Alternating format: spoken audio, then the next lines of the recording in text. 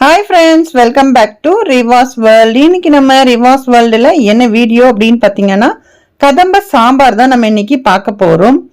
ரொம்பவே டேஸ்ட் சூப்பராக இருக்கும். ஏன்னா நிறைய காய்கறிகள் சேர்த்து இந்த சாம்பார் வந்து செய்கிறோம். ஸோ டேஸ்ட் வைஸ் ரொம்ப நல்லா இருக்கும். கண்டிப்பாக நீங்களும் ட்ரை பண்ணுங்க. இதுக்காக காய்கறிகள் பார்த்தீங்கன்னா நான் கட் பண்ணி எடுத்து வச்சிருக்கேன். ஒரு கடாய் எடுத்துக்கோங்க. கடாயில் தேவையான அளவுக்கு எண்ணெய் சேர்த்துக்கோங்க. இப்போ எண்ணெய் கொஞ்சம் சூடானதுக்கு அப்புறமா இதுல கொஞ்சமா வெந்தயம், ஒரு 1/4 டீஸ்பூன் அளவுக்கு வெந்தயம் சேர்த்துக்கோங்க.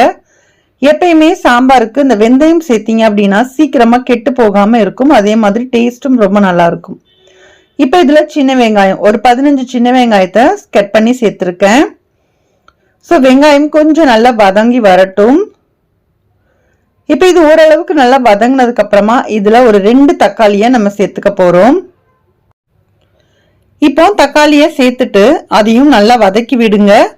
இப்போ இந்த வெங்காயம் தக்காளி எல்லாமே நல்லா வதங்கணும் அப்படின்னா கொஞ்சமா உப்பு சேர்த்துக்கிட்டோம் அப்படின்னா சீக்கிரமா வதங்கி வந்துடும்.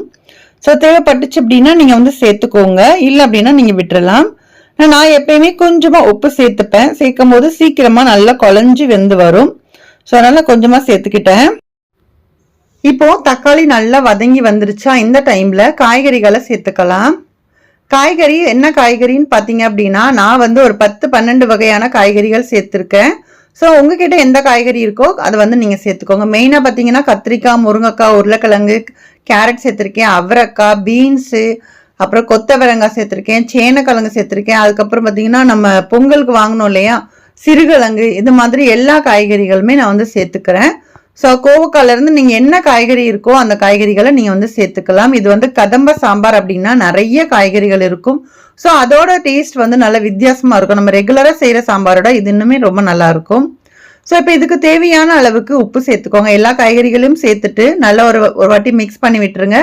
இப்போ தேவையான அளவுக்கு உப்பு, அப்புறம் கொஞ்சமாக மஞ்சள் தூள் இதையும் சேர்த்து நல்லா மிக்ஸ் பண்ணி விடுங்க. ஃபர்ஸ்ட் இந்த மாதிரி எண்ணெயிலே லைட்டாக வந்து பெரட்டி விட்டுருங்க. இந்த மாதிரி ஒன்ஸ் நல்லா மிக்ஸ் பண்ணி விட்டுட்டு இப்போ இதுக்கு கொஞ்சமா தண்ணி சேர்க்கணும். ஏன்னா காய்கறிகள் வேகணும் இல்லையா, அந்த அளவுக்கு தண்ணி சேர்த்து நல்லா வேக வச்சுக்கலாம். இப்போ இதுல கொஞ்சமா மிளகாத்தூள் வந்து சேர்த்துக்கோங்க. 1 டீஸ்பூன் அளவுக்கு மிளகாத்தூள், அதே அளவு 1 டீஸ்பூன் அளவுக்கு தனியா பவுடர் வந்து சேர்த்துக்கோங்க. சேர்த்துட்டு ஒன்ஸ் நல்லா மிக்ஸ் பண்ணி விட்டுக்கலாம். எப்பயும் நம்ம சாம்பார் செய்யும் போது வெறும் சாம்பார் பவுடர் மட்டும்தான் சேர்த்து செய்வோம் இல்லையா, இந்த கதம்ப சாம்பாருக்கு கொஞ்சம் மிளகாத்தூளும் அந்த தனியா பவுடரும் சேர்த்து செய்யும் போது அந்த டேஸ்ட் வந்து நல்லாவே இருக்கும். ஸோ இது வந்து நல்லா ஒன்ஸ் மிக்ஸ் பண்ணி விட்டுட்டு நல்லா ஒரு மூடி போட்டு வச்சுட்டீங்க அப்படின்னா நல்லா கொதிச்சு வரட்டும். ஏன்னா நம்ம போட்ட காய்கறிகள் ஓரளவுக்கு வெந்து வரணும். ஃபுல்லா வேகணும்னு அவசியம் இல்லை, ஆனால் ஓரளவுக்கு வேகட்டும். இப்போ ஓபன் பண்ணி பார்க்கலாம். காய்கறிகள் பார்த்தீங்க அப்படின்னா ஒரு பாதி அளவுக்கு வெந்து வந்துருச்சு. இந்த டைம்ல நம்ம சாம்பார் தூள் வந்து சேர்க்க போறோம். ஸோ இந்த மாதிரி நீங்க சாம்பார் தூள் வந்து சேர்க்கும் போது அந்த சாம்பாரோட வாசனை ரொம்ப நல்லா இருக்கும். ஸோ ஃபர்ஸ்ட்ல சேர்த்துட்டீங்க அப்படின்னா ரொம்ப நேரம் கொதிச்ச மாதிரி இருக்கும். ஆனா அதுக்காக சாம்பார் தூளோட பச்சை வாசனை வருமானு கேட்டீங்கன்னா அந்த மாதிரிலாம் இருக்காது. நல்ல சாம்பார் தூளோட வாசனை ரொம்ப நல்லா இருக்கும். ஸோ நான் 1/2 டீஸ்பூன் அளவுக்கு சாம்பார் தூள் வந்து சேர்த்துருக்கேன். சேர்த்துட்டு ஏன்னா நம்ம நிறைய காய்கறிகள் போட்டு நிறைய சாம்பார் வைக்கிறோம் இல்லையா, அதனால இந்த அளவுக்கு நீங்க மசால் பொடி போட்டீங்க அப்படின்னா தான் ரொம்ப நல்லா இருக்கும். இல்லை அப்படின்னா வெறும் காய்கறிகளும் ரொம்ப என்ன சொல்றது வெறும் தண்ணியா இருந்த மாதிரி இருக்கும். ஸோ அந்த மாதிரி இல்லாம உங்களுக்கு அந்த சாம்பார் டேஸ்ட் வரணும் அப்படின்னா 1/2 டீஸ்பூன் அளவுக்கு சாம்பார் தூள் வந்து சேர்த்துக்கோங்க. சேர்த்துட்டு இது வந்து நல்லா கொதிக்கட்டும். இந்த டைம்ல 2 வெண்டைக்காவை கட் பண்ணிட்டு சேர்த்துக்கோங்க. ஏன்னா வெண்டைக்காய் ஃபர்ஸ்ட்லேயே போட்டிங்க அப்படின்னா அந்த ஒரு மாதிரி கொலகொலப்பு தன்மை வரும் இல்லையா, அதனால நல்லா கொதிச்சதுக்கு அப்புறமா 2 வெண்டைக்காவை சேர்த்துருங்க. ஏன்னா வெண்டைக்காய் சீக்கிரமாகவே வெந்து போயிடும். ஸோ இப்போ இந்த டைமில் புளி கரைச்சதை ஊற்றிக்கிறேன். ஸோ நீங்கள் ஃபர்ஸ்ட்லேயே நீங்கள் ஊற்றிட்டீங்க அப்படின்னா அந்த ஒரு புளி குழம்பு வச்சா எப்படி இருக்குமோ அந்த மாதிரி இருக்கும். ஸோ அதனால அந்த மாதிரி ஊற்றாமல் இந்த டைமில் நீங்கள் புளியை வந்து கரைச்சி விட்டுக்கோங்க. புளியுமே நீங்கள் அதிகமாக விடணும்னு அவசியம் இல்லை. பார்த்தீங்க இல்லையா நான் இப்போ எவ்வளோ விட்டுருக்கேன் அப்படின்னு, சின்ன ஒரு நெல்லிக்காய்ன்னு சொல்லுவோம் இல்லையா, அந்த நெல்லிக்காய் அளவுக்கு விட்டிங்கனாலே போதும், உங்களுக்கு கரெக்டாக இருக்கும். இப்போ இது கூட தேங்காவை அரைச்சி சேர்த்துக்கிறேன். தேங்காய், கொஞ்சோண்டு ஜீரகம், 2 பல்லு பூண்டு வந்து சேர்த்துக்கோங்க. சேர்த்து அதை நல்லா அரைச்சி இப்போ ஒன்றா சேர்த்துட்டேன். இப்போ இது வந்து எல்லாம் சேர்த்து நல்லா மிக்ஸ் பண்ணி விட்டுட்டு இது வந்து நல்லாவே கொதிக்கணும். இப்போ கொஞ்சமாக கொத்தமல்லி இலையும் சேர்த்துடுறேன். இந்த டைம்லேயே சேர்த்துட்டு ஒரு மூடி போட்டு நல்லா கொதிக்க வச்சிட்டோம் அப்படின்னா கண்டிப்பா இந்த கொத்தமல்லி இலையும் மிஸ் பண்ணாதீங்க. ஏன்னா சாம்பாருக்கு அந்த மனமே பார்த்தீங்க அப்படின்னா அந்த கொத்தமல்லி இலை தான். ஸோ அந்த கொத்தமல்லி இலையும் சேர்த்துட்டு நல்லா மிக்ஸ் பண்ணி விட்டுட்டு ஒரு மூடி போட்டு வச்சிட்டோம் அப்படின்னா நல்லா கொதிச்சு அந்த மீதி காயும் வந்து வேகணும் இல்லையா, நமக்கு பாதி தான் வெந்திருந்துச்சு. ஸோ உங்களுக்கு காய் வேகட்டும், அந்த அளவுக்கு நம்ம மூடி வச்சிடலாம். சப்போஸ் உங்களுக்கு இந்த டைம்ல உப்பு வந்து கம்மியா இருக்கிற மாதிரி தோணுச்சு அப்படின்னா கொஞ்சமா உப்பும் கூட சேர்த்துட்டு மூடி வச்சிருங்க. இப்போ ஓப்பன் பண்ணி பார்க்கலாம். இப்போ ஓரளவுக்கு பார்த்தீங்கன்னா தெரியும், நல்லாவே காய் வெந்து வந்துருச்சு. இந்த டைம்ல நம்ம வந்து பருப்பை வந்து சேர்க்கணும். பருப்பு வந்து ஆல்ரெடி நான் வேக வச்சு வச்சிருக்கேன் குக்கர்ல. ஸோ அதிகமாக பார்த்தீங்கன்னா ரொம்ப வந்து தெரிகிற மாதிரி இல்லாமல் இந்த சாம்பாருக்கு நல்லா கொஞ்சம் மசிச்சுக்கோங்க. இப்போ காமிச்சிருக்கேன் பாருங்க, இந்த மாதிரி இருக்கணும். ஒரு 150 கிராம் அளவுக்கு பருப்பு, பருப்பு வந்து நல்லா ஊற வச்சுட்டு நல்லா வேக வச்சு இந்த மாதிரி கடைஞ்சி எடுத்துக்கோங்க. ஸோ உங்களுக்கு சூப்பராக இருக்கும். இப்போ நம்ம வேக வச்ச காய்கறிகளை இப்போ இதில் வந்து சேர்த்துருங்க. சேர்த்துட்டு இப்போ பருப்பையும் காய்கறிகள் எல்லாத்தையுமே சேர்த்து நல்லா மிக்ஸ் பண்ணி விட்டுருங்க. தண்ணி வந்து உங்களுக்கு சப்போஸ் பத்தாத மாதிரி இருந்துச்சு அப்படின்னா கொஞ்சமாக இந்த டைமில் ஊற்றிட்டு ஒன்ஸ் நல்லா கொதிக்க வச்சுட்டு அதுக்கப்புறம் தாளிச்சிட்டோம் அப்படின்னா சூப்பரான டேஸ்டான சாம்பார் வந்து ரெடி ஆயிரும். இப்போ கொஞ்சமாக தண்ணி வந்து நான் சேர்த்துக்கிறேன். சேர்த்துட்டு நல்லா மிக்ஸ் பண்ணி விட்டு ஒரு கொதி விட்டு இறக்கிட்டேன். ஸோ இப்போ வந்து ஓரளவுக்கு சாம்பார் வந்து ரெடி ஆயிடுச்சு. காய்கறிகளும் சூப்பராக வெந்து வந்துருச்சு. இப்போ இதுக்கு தாளிப்பு மட்டும் போட்டுடலாம். ஒரு கடாயில் தேவையான அளவுக்கு எண்ணெய் சேர்த்துக்கோங்க. எண்ணெய் கொஞ்சம் சூடானதுக்கு அப்புறமா இதில் கொஞ்சமாக கடுகு உளுத்தம்பருப்பு இருந்தால் சேர்த்துக்கோங்க. இப்போ இது ரெண்டு பொரிஞ்சு வரட்டும். இந்த டைமில் கொஞ்சமாக வெந்தயம் சேர்க்கறதா இருந்தாலும் நீங்கள் வந்து சேர்த்துக்கலாம். ஏன்னா ஆல்ரெடி நம்ம வந்து தாளிக்கும் போது ஃபர்ஸ்ட் வந்து வதக்கும் போதே போட்டிருக்கோம். ஸோ வேணும் அப்படின்னா நீங்கள் இந்த டைமில் வந்து சேர்த்துக்கோங்க, இல்லை அப்படின்னா சேர்க்க வேண்டாம். நான் இன்னைக்கு சேர்க்க மறந்துட்டேன், அதனால வெந்தயம் சேர்த்துட்டீங்க அப்படின்னா இன்னும் நல்ல ஒரு வாசனையாக இருக்கும். அதே மாதிரி சின்ன வெங்காயம், சாம்பாருக்கு எப்பயுமே சின்ன வெங்காயம் தாளிச்சிங்கனாலும் ரொம்ப நல்லா இருக்கும்.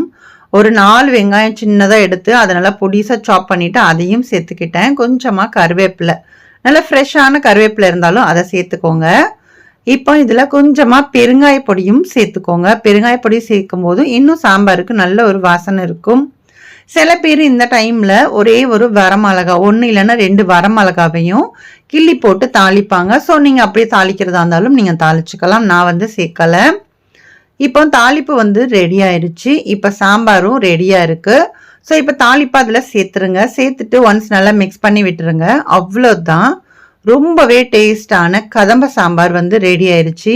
இது வந்து இட்லி, தோசை, நீங்கள் வந்து பொங்கலுக்கு கூட வந்து வச்சு சாப்பிட்லாம். ரொம்ப சூப்பராக இருக்கும். இது நம்ம பொங்கல் பண்டிகை அன்னைக்கு செய்யக்கூடிய இந்த சாம்பார் வந்து பார்த்தீங்கன்னா அந்த வெள்ளை பொங்கல்லாம் பண்ணுவோம் இல்லையா, அது கூட வச்சு சாப்பிட்றதுக்கு அவ்வளோ டேஸ்டாக இருக்கும். கண்டிப்பாக நீங்களும் ட்ரை பண்ணி பாருங்கள். ட்ரை பண்ணி பார்த்துட்டு உங்களோட ஃபீட்பேக்ஸை என் கூட ஷேர் பண்ணி விடுங்க. இந்த வீடியோ உங்களுக்கு பிடிச்சிருக்கு அப்படின்னா ப்ளீஸ் லைக் பண்ணிக்கோங்க. அதே மாதிரி நீங்கள் கொடுக்குற லைக் தான் எங்களுக்கு ஒரு மோட்டிவேட்டாக இருக்கும். கண்டிப்பாக லைக் பண்ண மறக்காதீங்க. உங்கள் ஃப்ரெண்ட்ஸ் அண்ட் ஃபேமிலிஸ் கூட முடிஞ்ச அளவுக்கு வீடியோவை ஷேர் பண்ணி விடுங்க. நம்மளோட ரிவாஸ் வேர்ல்ட் சேனலை இது வரைக்கும் நீங்கள் சப்ஸ்கிரைப் பண்ணலை அப்படின்னா ப்ளீஸ் சப்ஸ்கிரைப் பண்ணிவிட்டு சப்போர்ட் பண்ணுங்கள். நெக்ஸ்ட்டு நம்ம எந்த பண்டிகையாக இருந்தாலுமே இந்த அவியல் ரெசிபி கண்டிப்பாக நம்ம வந்து செய்வோம். ஸோ வாங்க இப்போ இந்த அவியல் எப்படி செய்கிறது அப்படிங்கிறத வீடியோவில் போய் பார்க்கலாம். அவியல் செய்கிறதுக்கு ஒரு 5-6 காய்கறிகளாவது கண்டிப்பாக தேவை. நான் முருங்கைக்காய் எடுத்து வச்சுருக்கிறேன், வாழைக்காய், கேரட், அப்புறம் வந்து கொத்தவரங்காய், பீன்ஸு, கத்திரிக்காய், வெள்ளை பூசணிக்காய், ஒரு உருளைக்கிழங்கு, அப்புறம் கொஞ்சம் சேனக்கிழங்கு எடுத்து வச்சுருக்கேன்.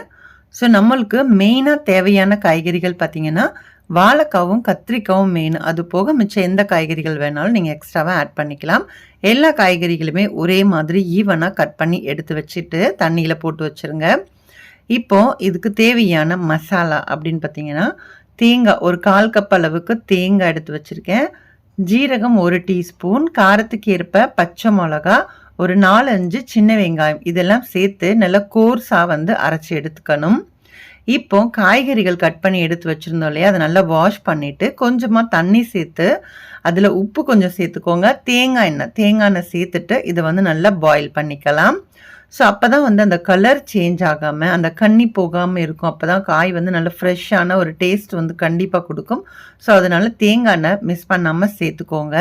இப்போ இது வந்து நல்லா வேக வச்சுட்டு அதுக்கப்புறமா தண்ணியை வடிச்சிட்டு நம்ம வந்து அவியல் செஞ்சுக்கலாம். இப்போ காய்கறிகள் நல்லாவே வெந்துட்டு இருக்கு. அதுக்குள்ளே நம்ம தேங்காய் வந்து அரைச்சோம் இல்லையா, இந்த மாதிரி கோர்ஸாக தேங்காவை அரைச்சி எடுத்துக்கோங்க. ரொம்ப ஃபைனாக அரைக்கக்கூடாது. இப்படி அரைச்சிங்க அப்படின்னா தான் அந்த அவியல் வந்து ரொம்ப டேஸ்ட்டாக இருக்கும். ஸோ இது வந்து ரெடியாக இருக்குது. இப்போது காய் வந்து வெந்துருச்சா அப்படிங்கிறத ஒன்ஸ் செக் பண்ணிக்கோங்க. நம்ம சேனக்கிழங்கு தான் இருக்கிறதுலேயே ஹார்டான காய். ஸோ அது வந்து நமக்கு செக் பண்ணிட்டீங்க அப்படின்னா அது நல்லா வெந்துருச்சு அப்படிங்கும்போது மற்ற எல்லா காய்கறிகளுமே நல்லா வெந்துருச்சுன்னு தான் அர்த்தம். ஸோ இதை வந்து நம்ம தண்ணியை வடிகட்டி எடுத்துக்கலாம். இப்போ தாளிப்புக்கு ஒரு கடாய் எடுத்து வச்சுருக்கேன். கடாயில் தேங்காய் எண்ணெய் சேர்த்துக்கோங்க. எப்பயுமே வந்து அவியலுக்கு தேங்காய் எண்ணெய் சேர்த்து செய்யும்போது தான் அதோட ஒரிஜினல் டேஸ்ட் வந்து கண்டிப்பாக கொடுக்கும். இப்போ இதில் கொஞ்சமாக கடுகு, உளுத்தம்பருப்பு, அப்புறம் சின்ன வெங்காயம், கொஞ்சம் கருவேப்பிலை சேர்த்துக்கோங்க. இப்போ இது எல்லாமே நல்லா பொரிஞ்சு வரட்டும். எப்பயுமே அவியல் அப்படிங்கும்போது எல்லா காய்கறிகளுமே கொஞ்சம் கேஸ்ட்ரிக் பிரச்சனை இருக்கும். ஸோ அதனால இந்த டைமில் நம்ம கொஞ்சம் பெருங்காயம் வந்து சேர்த்துக்கிறது உடம்புக்கு ரொம்பவே நல்லது. அப்படிங்கிறனால நான் கொஞ்சமாக பெருங்காயமும் சேர்த்துக்கிட்டேன். சப்போஸ் பிடிக்காதவங்க அதை ஸ்கிப் பண்ணிக்கோங்க. எங்களுக்கு பிடிக்கும் அப்படிங்கிறனால நான் பெருங்காயம் வந்து சேர்த்துட்டு இப்போ நல்லா வந்து ஃப்ரை பண்ணிக்கிட்டேன். இப்போ நம்ம ஆல்ரெடி வேக வச்சு தண்ணி வந்து வடிகட்டி எடுத்து வச்சுருக்குறோம் இல்லையா அவியல் காய்கறிகள், அதை சேர்த்துட்டு நல்லா ஒன்ஸ் மிக்ஸ் பண்ணி விடுங்க. அந்த காய்கறிகள் அந்த எண்ணெயோடு சேர்த்து அந்த தாளிப்போடு சேர்த்து நல்லாவே மிக்ஸ் ஆகட்டும். சில பேர் வந்து லாஸ்ட்டாக ஃபைனலாக தாளிப்பு சேர்ப்பாங்க. இது வந்து இன்னும் கொஞ்சம் ஈஸி அப்படிங்கிறதுனால ஆல்ரெடி நம்ம காய்கறிகள் வேக வச்சுருக்கோம் இல்லையா, அதில் வந்து இந்த மசாலாவை சேர்த்துட்டு தாளிப்பை வந்து நம்ம கடாயில் தாளித்து அதில் கொட்டுவாங்க. ஸோ நம்ம இது வந்து இப்படி செய்கிறோம், அவ்வளோதான் வித்தியாசம். மற்றபடி வேறு எந்த பிரச்சனையும் கிடையாது. உங்களுக்கு எப்படி வேணுமோ அந்த மாதிரி நீங்கள் செஞ்சுக்கலாம்.